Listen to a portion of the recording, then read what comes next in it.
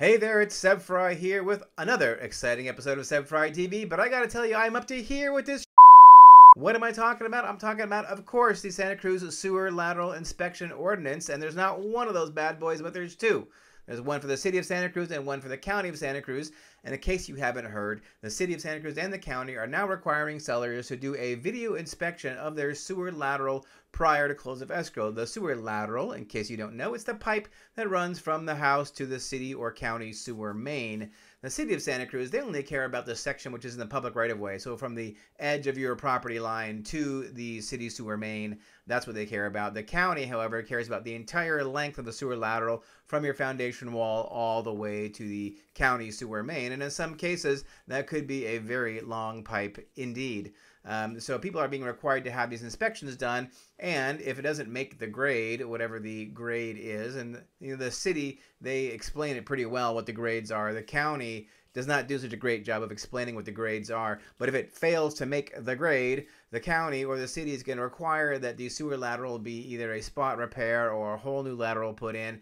The cost of that can run anywhere from just like $1,500, maybe if you just need to clean out, all the way up to $15,000, $25,000, $50,000 in some extreme cases.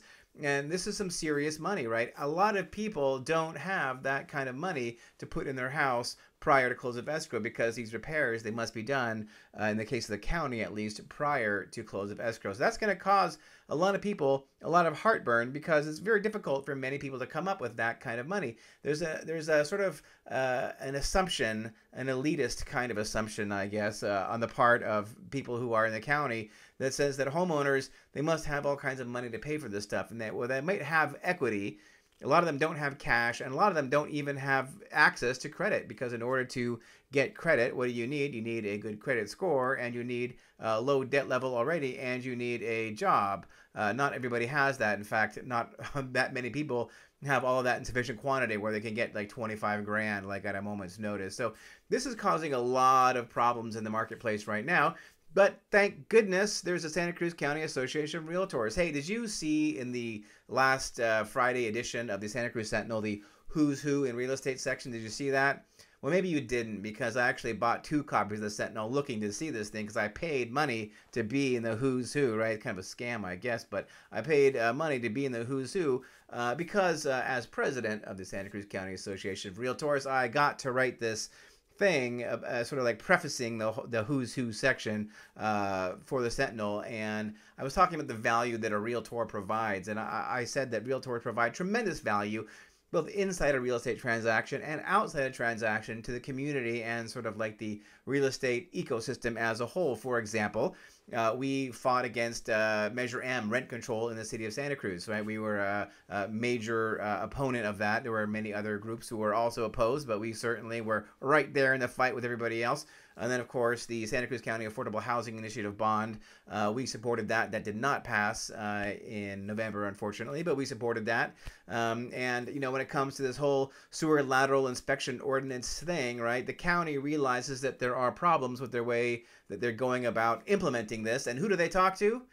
They talk to the Board of Realtors. Why? Because we represent the real estate sales industry in our county. And I'm thinking, like, if it weren't for us, who would the county talk to? Who? Any ideas who they would talk to? Maybe individual real estate brokers. Maybe they find a couple of big brokers to talk to. But no, they talk to us because we represent all brokers, and as such, we also represent not every single homeowner, but most homeowners do use the services of a realtor, and we are, as a collective, we have more experience with this than anybody else. So it's pretty exciting to be part of this process of working with the county to hammer out a better system for consumers. And you know what? It is pretty, work. I got up bright and early this morning to work on this, and I'll be working on it for, I'm sure, weeks to come. But I hope that we are able to come up with a workable solution that makes the county happy, helps them reach their goals, whatever they may be.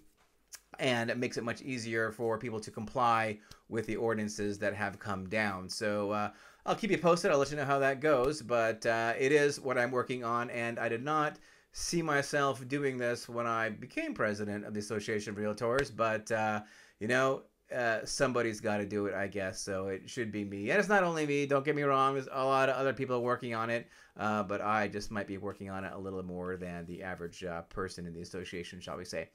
All right. Well, that is it for this episode of Seb Frey TV. And do me a favor. Would you share this bad boy with all your friends and neighbors who love real estate? I would certainly appreciate it. And, give it a little thumbs up on Facebook, on YouTube, Twitter, or wherever it is that you are checking this awesome video out.